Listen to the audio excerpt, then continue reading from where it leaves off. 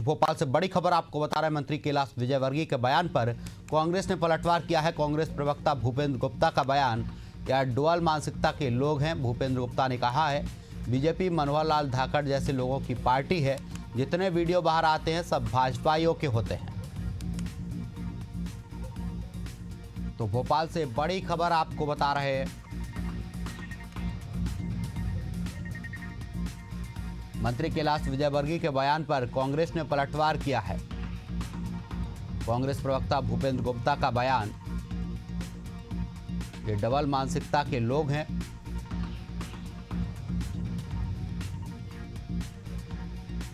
जितने भी वीडियो बाहर आते हैं सब भाजपाइयों के होते हैं।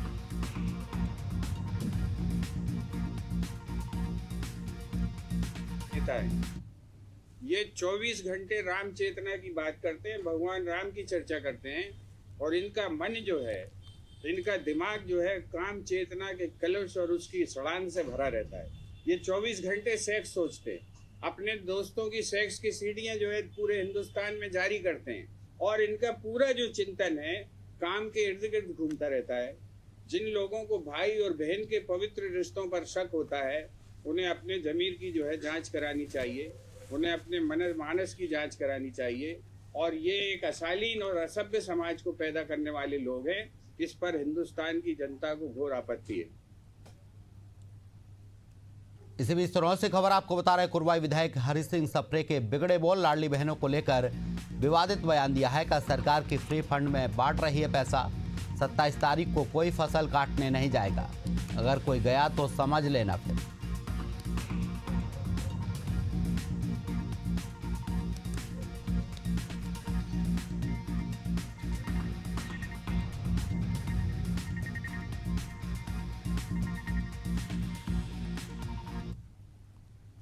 भोपाल से खबर आपको बता रहा है, देहरादून में पेपर लीक का मामला सामने आया है। धरने पर बैठे छात्रों का विवादित बयान, पूर्व सीएम दिग्विजय सिंह ने वीडियो किया पोस्ट।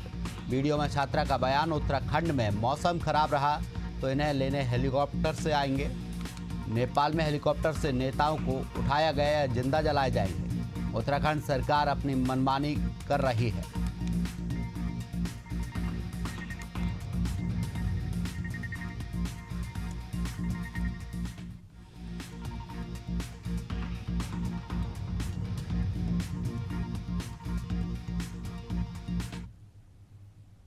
मध्य प्रदेश के सीएम डॉक्टर मोहन यादव ने प्रदेश के किसानों को भरोसा दिलाया है कि सरकार हर परिस्थिति में उनके साथ खड़ी है और किसानों को पीला मौजे के या प्राकृतिक आपदा से होने वाले नुकसान की भरपाई करने का भी भरोसा दिलाया है। सीएम डॉक्टर मोहन यादव ने कहा कि इससे पहले भी सरकार ने बाढ़ राहत राशि जारी की है और आगे भी सरकार इसी तरह कठिन परिस्थितियों में साथ खड़ी रहेगी। पीले मोजे या किसी भी प्राकृतिक आपदा से कोई भी किसानों का नुकसान हुआ है, हमने सभी कलेक्टरों के माध्यम से पहले भी बाढ़ राहत की राशि हमने कई जिलों को राहत जारी भी की है, और आने वाले समय में भी किसी भी किसान का कोई नुकसान हम होने नहीं देंगे। हर हालत में उसकी पूर्ति करेंगे। किसानों के लिए सदैव सरकार उनके साथ खड़ी है। मध्य प्रदेश के सीएम डॉक्टर मोहन यादव ने पूरे प्रदेशवासियों को दशहरा और दीपावली की शुभकामनाएं दी हैं। इस दौरान उन्होंने किसानों के लिए भावांतर राशि जारी करने का ऐलान किया है और कहा कि जल्द ही सरकार इसके लिए डिटेल कार्यक्रम जारी करेगी। इसमें फसल उपार्जन योजना के तहत किसानों को पंजीयन कराना होगा। साथ ही सोयाबीन की फसल का MSP 5,328 रुपये दिलाने का किसानों को भरोसा दिलाया है। साथ ही वादा किया है कि किसान फसल कहीं भी बेचे, उस फसल के विक्रय मूल्य और MSP मूल्य में जो अंतर होगा सरकार उसकी भरपाई करेगी। मध्य प्रदेश सरकार किसान कल्याण के लिए प्रतिबद्ध है। खास करके सोयाबीन के क्षेत्र में जिस प्रकार से अभी हमारी सरकार ने यशस्वी प्रधानमंत्री के माध्यम से सोयाबीन का वर्तमान का MSP का रेट 5,328 रुपये का जो रेट है, वो रेट हम दिलवा के रहेंगे। इसमें वो अपना माल मंडियों में बेचे, लेकिन वो केवल पंजीयन हमारे यहाँ करा ले, तो इस आधार पर अंतर की राशि जो घाटा होगा सरकार देने के लिए तैयार है। यशस्वी प्रधानमंत्री के आशीर्वाद से किसानों के लिए कोई तकलीफ नहीं है। हम हर हालत में किसानों को उनका योग्य प्रकार से घाटे की भरपाई करने के लिए भावांतर योजना लागू कर रहे हैं। अर्थात जिस किसान का FAQ होगा उसे विक्रय मूल्य और न्यूनतम समर्थन मूल्य MSP के अंतर की राशि सीधे सरकार उनके खाते में देगी। लेकिन इतना जरूर करना पड़ेगा, किसानों को पंजीयन का कार्य जैसे पहले उपार्जन के लिए वो अपना पंजीयन कराते थे, उसी प्रकार से हम डिटेल कार्यक्रम घोषित करने वाले हैं ताकि वो अपना पंजीयन करा ले और उस पंजीयन के उपरांत जिस किसी किसान को एमएसपी से कम में अगर वो अपनी फसल बेचे होंगे तो हम उनके खाते में अंतर की राशि डाल करके हम उसके घाटे की पूर्ति करने के लिए प्रतिबद्ध हैं। आइए हम सब मिलकर के किसान हितैषी ऐसे निर्णयों के लिए लगातार हमारी सरकार के साथ चलें। आने वाले दशहरे की, दीपावली की सबकी बधाई। मध्य प्रदेश के ग्वालियर में एक निजी बैंक की शाखा में करीब 4 करोड़ 5 लाख रुपए का बड़ा गोल्ड घोटाला सामने आया है। मामले में पुलिस ने बताया कि 26 ग्राहकों का करीब 4 किलो 380 ग्राम सोने को नकली सोने में बदल दिया गया। मामले का खुलासा तब हुआ जब ग्राहक अपना जेवर लेने पहुंचा, तब उसका पैकेट नकली निकला। इसके बाद 8 लॉकरों की जांच की गई, जिसमें 26 पैकेट फर्जी पाए गए।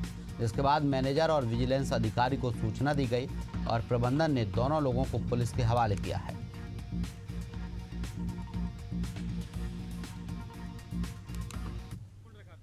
आपने 2.5 लाख रुपए का रखा था। फिर क्या हुआ है?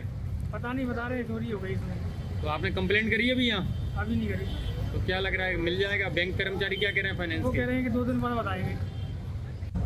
मनप्पुरम गोल्ड लोन फाइनेंस का एक प्राइवेट इंस्टीट्यूट डवराना है, उसके रीजनल मैनेजर ने आकर आज एक लिखित आवेदन शिकायती आवेदन दिया है कि उसके बैंक से ऑडिट करते समय देखा लगभग 4 करोड़ से अधिक रुपए का सोना वहाँ से गायब, उसकी वजह नकली सोना रखा और उन्होंने शंका व्यक्त की है कि बैंक में कार्य करने वाले कर्मचारियों की संलिप्तता।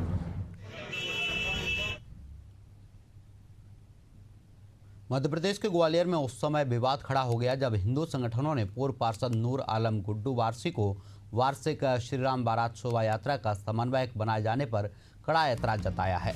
फूलबाग मैदान पर हो रही रामलीला के दौरान यही राम बारात निकाली जाती है। इस दौरान गुड्डू वारसी को शोभा यात्रा का समन्वयक बनाए जाने पर विवाद हुआ और वह बीजेपी अल्पसंख्यक मोर्चा के प्रदेश उपाध्यक्ष भी हैं। दरअसल इस साल शोभा यात्रा के लिए समिति ने रामनारायण मिश्र, गुड्डू वारसी और संजय कथल को समन्वयक नियुक्त किया था, लेकिन आधिकारिक पोस्टरों पर वारसी का नाम आने के बाद विवाद खड़ा हो गया। कई हिंदू संगठनों ने आपत्ति जताते हुए कहा कि हिंदू परंपरा से जुड़े धार्मिक उत्सव की जिम्मेदारी किसी गैर हिंदू को नहीं दी जानी चाहिए।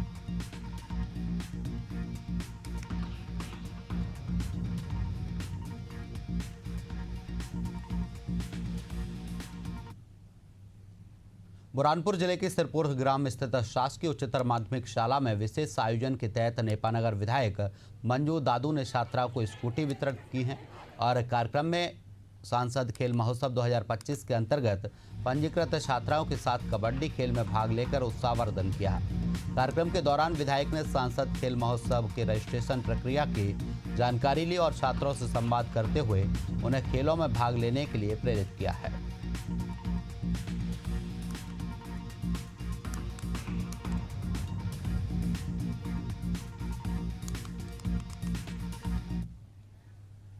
मुरैना जिले के केलारस थाना क्षेत्र के अंतर्गत खेड़ा मानगढ़ गांव में मानवता को शर्मसार करने वाली घटना सामने आई है। यहां एक कलेगुई पिता ने अपनी ही नाबालिग पुत्री को बेरहमी से पटक पटक कर पीटा, जिसका वीडियो सोशल मीडिया पर वायरल हो रहा है। मामला 4 मई 2025 का बताया जा रहा है, जो अब वायरल वीडियो के बाद सामने आया है। जानकारी के अनुसार आरोपी पिता कन्हैयालाल जाटव पत्नी को ससुराल से लेने गया था। पत्नी के साथ न आने पर वह गुस्से में तमतमा उठा और अपनी ही मासूम बेटी पर पिटाई का कहर बरपा दिया। वीडियो में बच्ची को जमीन पर पटकते हुए निर्दयता से पीटते हुए देखा जा सकता है।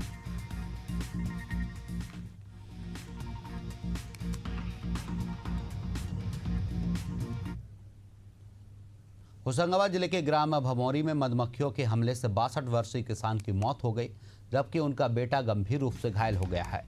पिता पुत्र खेत की सफाई कर रहे थे, तभी अचानक मधुमक्खियों के झुंड ने हमला किया। ग्रामीणों की मदद से दोनों को जिला अस्पताल ले जाया गया, लेकिन रास्ते में ही किसान ने दम तोड़ दिया।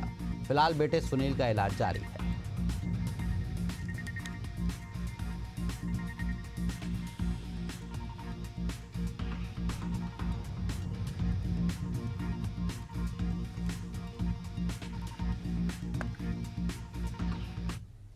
शाजापुर जिले के गुलाना कस्बे में ऑटो रिक्शा पार्किंग को लेकर हुए विवाद के बाद एक युवक पर जानलेवा हमला किया गया है।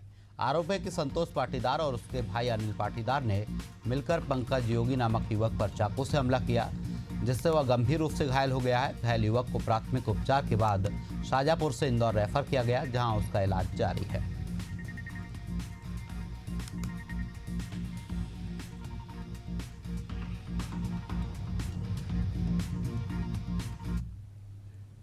भोपाल से दिल दहला देने वाली घटना सामने आई है। यहाँ छत से मां और मासूम बेटी गिर गई। इस हादसे में दोनों की मौके पर मौत हो गई है। मामले में सुसाइड या हादसे के एंगल से पुलिस मामले की जांच कर रही है। दरअसल घटना राजवंश कॉलोनी के मित्तल कॉलेज के पास की है। 30 वर्षीय गौरी सिसोदिया अपनी 1 साल की मासूम बेटी के साथ देर रात छत पर टहलने गई थी और इसी के कुछ देर बाद उनके गिरने की आवाज आई। फिलहाल पुलिस ने मर्ग कायम कर जांच शुरू कर दी है।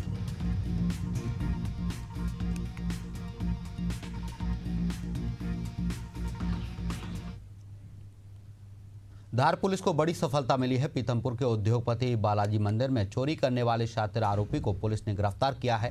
चौंकाने वाली बात यह है कि आरोपी ने न केवल पीथमपुर की चोरी कबूल की, बल्कि इंदौर और धार जिले के 7 और मंदिरों में चोरी का राज भी उगल दिया है।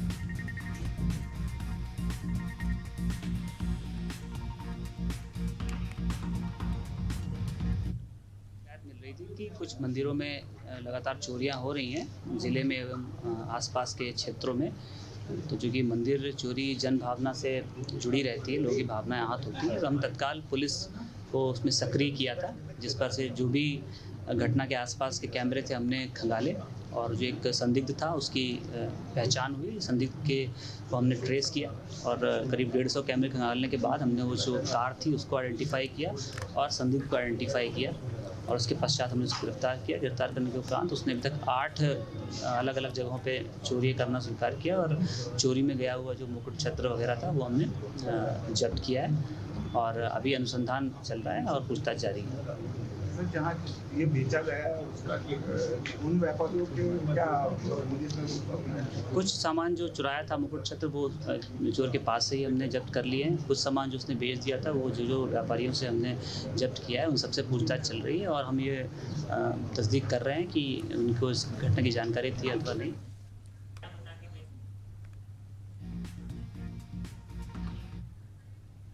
मध्य प्रदेश के नीमच में सरपंच की पहली पत्नी ने ससुराल पक्ष सहित पति के अवैध संबंधों से प्रताड़ित होकर पुलिस अधीक्षक को आवेदन सौंपते हुए न्याय की गुहार लगाई है, जिसमें पीड़िता ने बताया कि 16 सितंबर को उसने पुलिस अधीक्षक को जन सुनवाई में आवेदन दिया था, जिस पर अब तक कोई कार्रवाई नहीं की गई है। पीड़िता ने आरोप लगाते हुए बताया कि उसका पति सरपंच पद का दुरुपयोग कर रहा है और उन्हें प्रेमिका प्रताड़ित कर रही है। वहीं पीड़िता ने यह भी बताया कि अवैध संबंध का विरोध करने पर उसके पति की ओर से जान से मारने की धमकी दी जा रही है।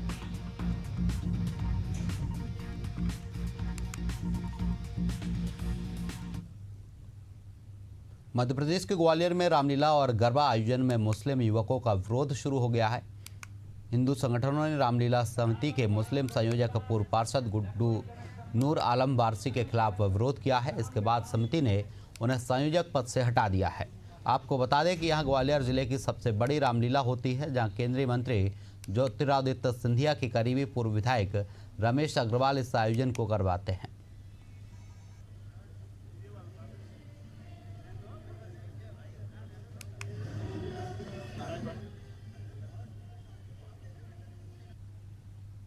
हमें सूचना प्राप्त हुई थी कि आज राम बारात निकलने वाली है।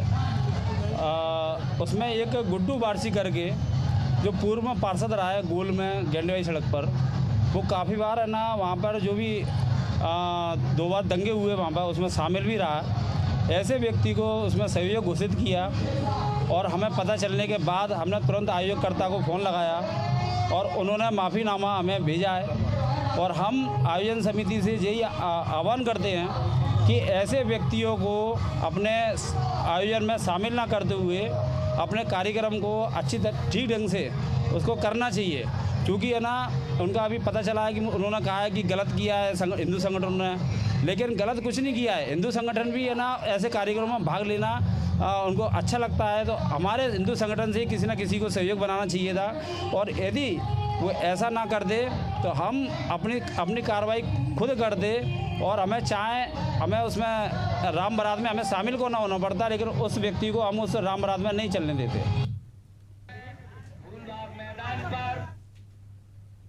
टीकमगढ़ शहर में नवरात्रि पर्व के चलते 3 दिवसीय गरबा महोत्सव का आयोजन किया जाएगा, जो 26 से 28 सितंबर तक चलेगा। महोत्सव में 250 से अधिक प्रतिभागी हिस्सा लेंगे, जिसकी आज फाइनल रिहर्सल की गई है। गरबा महोत्सव की संयोजक पूनम जायसवाल ने बताया कि यह शहर का 10वां गरबा महोत्सव है। इस बार प्रशासन ने आयोजन की अनुमति दी है। 1, 2, 3, 4, 5। इसी बीच भोपाल से खबर आपको बता रहे हैं, पर एमपी में विदाई की ओर बढ़ रहा है मानसून। जाते जाते प्रदेश में जमकर बरसेगा मानसून। 28 और 29 सितंबर को तेज बारिश होने का अलर्ट। इंदौर, नर्मदापुरम, जबलपुर और उज्जैन संभाग में अलर्ट। इंदौर, बैतूल, उज्जैन समेत अन्य जिलों में बारिश का अनुमान। लो प्रेशर एरिया की वजह से नीमच, भिंड, मुरैना से लौटा मानसून। ग्वालियर, दतिया और मंदसौर से भी मानसून के लौटने की संभावना।